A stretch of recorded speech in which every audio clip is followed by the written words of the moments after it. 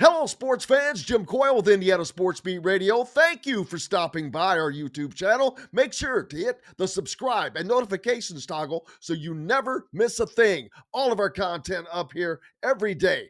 Looking forward to it. Thank you, and we'll see you on the radio. Welcome to Indiana Sports Beat Radio, brought to you by the Hard Truth Distilling Company in Brown County, Indiana. So for the thousands in attendance and the millions watching around the world,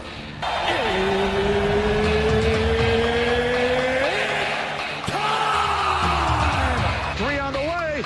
Oh! It went in! It went in! And Indiana wins the ball game! Know your role and shut your mouth, you jabroni! Float game for the win! Ayler's gone. Goodbye. Touchdown, Indy. Woo! IU. America. They got a football team now. Pretty simple. I win. Google me. You know that I'm the cream of the crop. Now, from the Hard Truth Studios, here's Jim Coyle. Welcome back to the Hard Truth Distilling Company studios on this Monday. Not a bad day, it looks like to be out there, especially when we get joined by the voice of the Hoosiers, Don Fischer. Don, how are you doing, sir? I'm doing fine, Jim. How about yourself? Good, good. Your hat, Don, for those of you that can't see, Don's wearing a red IU hat, and I was watching something over the weekend, and Jesse Eisenberg, who is an actor, he played in Social Network, but he lives in Bloomington now and has for a while, but he's still a well-known actor, director, still doing stuff, lives here, but he's got a show that he produces, and I saw a clip of it the other day, and he's wearing that very hat, so you getting some international publicity. It's crazy. His wife's family lives here, but it's crazy to think that an A1 and a Hollywood big time guy lives here, just hangs out, and it's just nuts to think that everybody does not live in Tinseltown with Don. Well, how about Mr. Pizzo? I mean, he lives there too. Oh, absolutely. Well, we already knew that Angelo was he's the hometown guy. He's a big timer. But this is Hollywood of the Midwest. You kidding me? That's the first time I've ever heard that one. That's a good one. Man, what a disappointing ending to a great effort for the Indiana Hoosiers in Mackey Arena against Purdue, against a very good Purdue team. A Purdue team that could possibly win the Big Ten title this year. And Indiana gave them all they wanted and could have and maybe should have won that game. But the effort, I want to give all the flowers to them. The guys that had great games, Mackenzie Mbako, after going through his spell of not playing well, has been playing really well since. Luke Goody has continued to be the kind of guiding force for this team. Trey Galloway, even though him and Anthony Leal had 10 assists combined, they did so many other things. I know that sounds like a lot of turnovers, and it is, but in that environment, it's kind of easy to happen. And they just couldn't get the end of this thing and close it out. And it's a real shame because that would have been a potentially season-saving win. Well, it would have certainly helped. There's no question about it, but it didn't happen, and so you move on. Without question, disappointing because Indiana probably played its best game of the year and got beat. I would argue that the other game that I thought was really impressive for them this year was the game in Philadelphia in the Palestra. But in this matchup against Purdue, they went toe-to-toe with the Boilermakers for the entire ball game. Nobody ever led by more than 7 points. Both teams had 7-point leads at one juncture. Indiana had its chances and didn't finish once again, which has been an ongoing struggle here for this basketball team. The last 5 minutes of ball games here of late have been very costly to this IU ball club. And unfortunately, when you lose games like that, and my concern is the mentality of your basketball team at this point, because you've lost 3 really tough losses here. Obviously, the game against Northwestern up there, which is a very winnable contest that was taken out of their hands in the last 5 minutes. And then the Maryland ball game, it went right down to the wire in the last minute of the contest, and likewise the Purdue game. So the mistakes that are made of execution in the final seconds of ball games are so critical sometimes. And in this particular matchup against Purdue, it's what got Indiana beat. So that's the most disappointing aspect of it. I guess the positive is this basketball team has a chance to win some ball games here. The Wisconsin team they're going to face this weekend, or this Tuesday, I should say, tomorrow night. It's a place where Indiana hasn't won since 1998. That's 27 years since they've beaten Wisconsin in Madison, which is just, it's mind-boggling when you think about it for an Indiana basketball program that has been so good through the years. And here's the thing, the matchups against Wisconsin over the years, when Bob Knight was the coach, they destroyed Wisconsin at that time. They had 31 straight or something. 31 straight wins against Wisconsin back in those days at one juncture. And then it all changed when Bo Ryan became the head coach at Wisconsin. The first year that they played in the Kohl Center, which was the first year of that building, that it came into existence in 98, Indiana beat them up there under Bob Knight. They haven't won there since. So they have won in the Kohl Center? They have one win in the Kohl Center. Yes, 1998. I did not realize that. I apologize. Then I was wrong. I thought they had not won in that building yet. Nope. They the first year of its existence, they beat Wisconsin in that building. That was 98. They haven't won up there since. So that's 27 years without a win in Madison, which is just mind-boggling if you think about it. Oh, it is crazy. The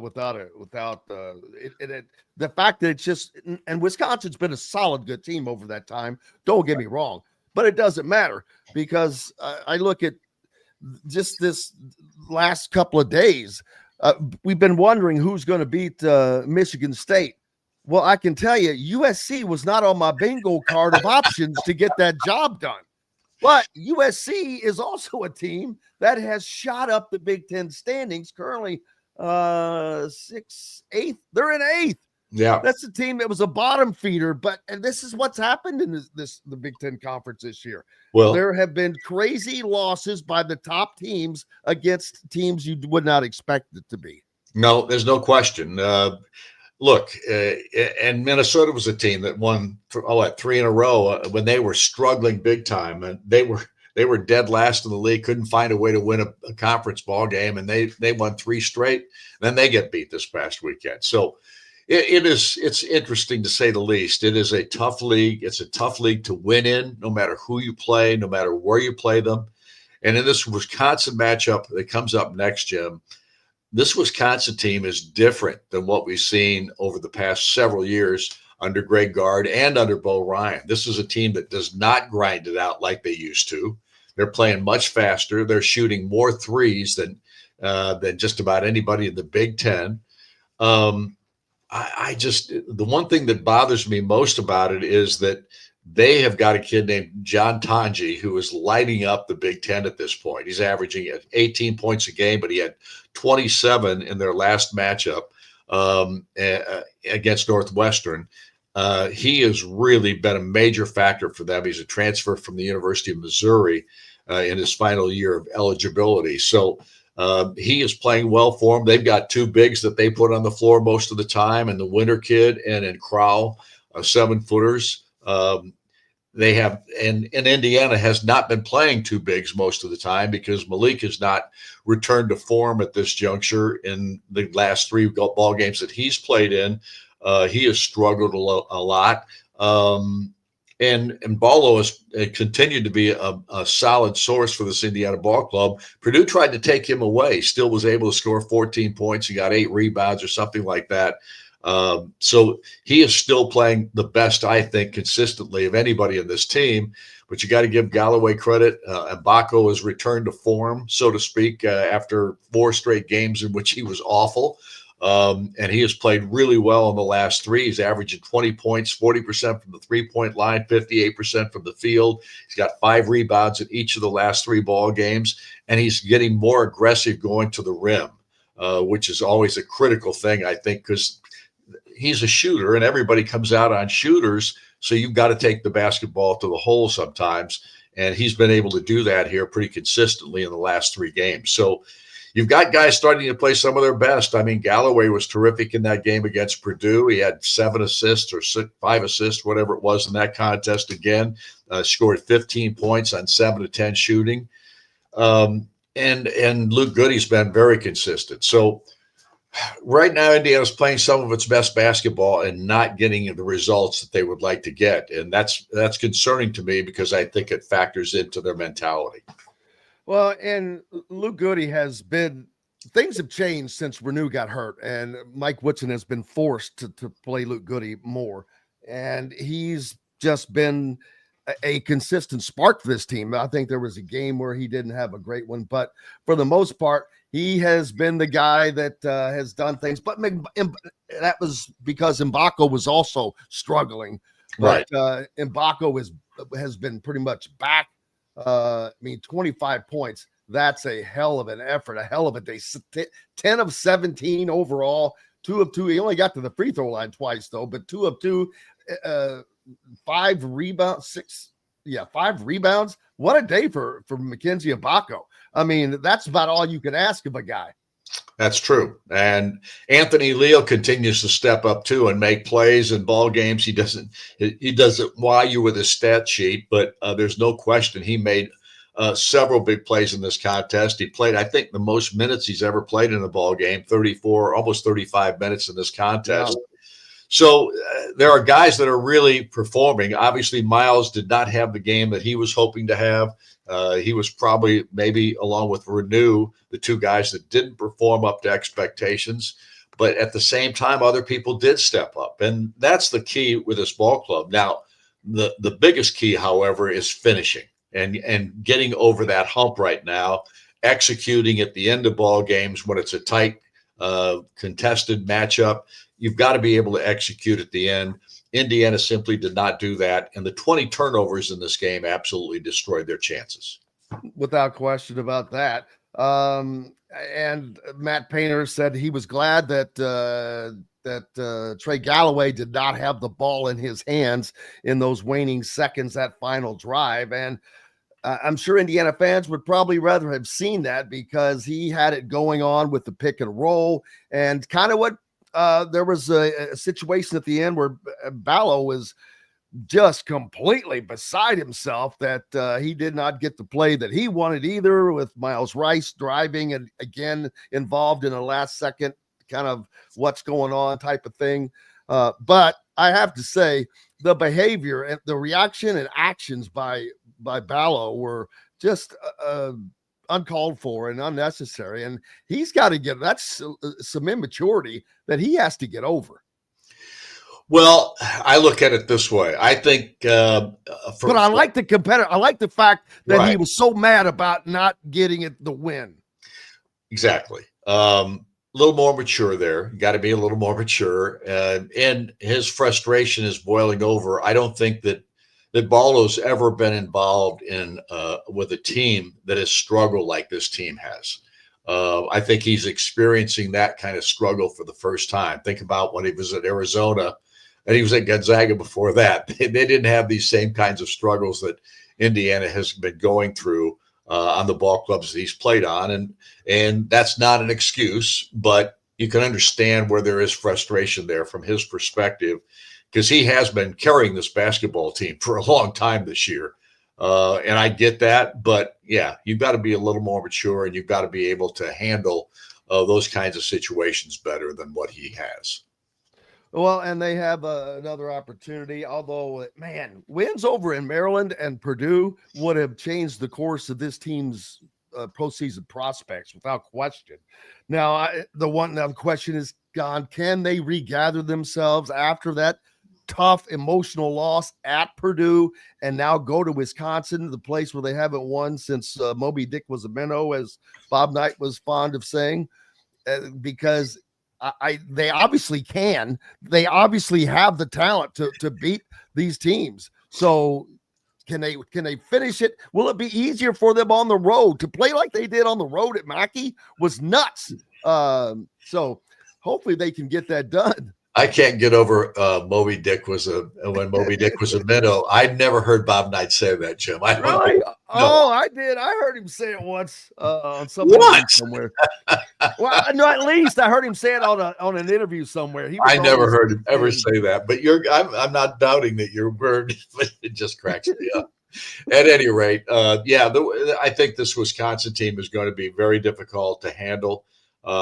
They are going to run, though. They're doing more of that than they ever have. And Indiana wants to run in these basketball games. That's their preference as well. So I think this is going to be an interesting matchup, though. But I think the key here is how Indiana handles it.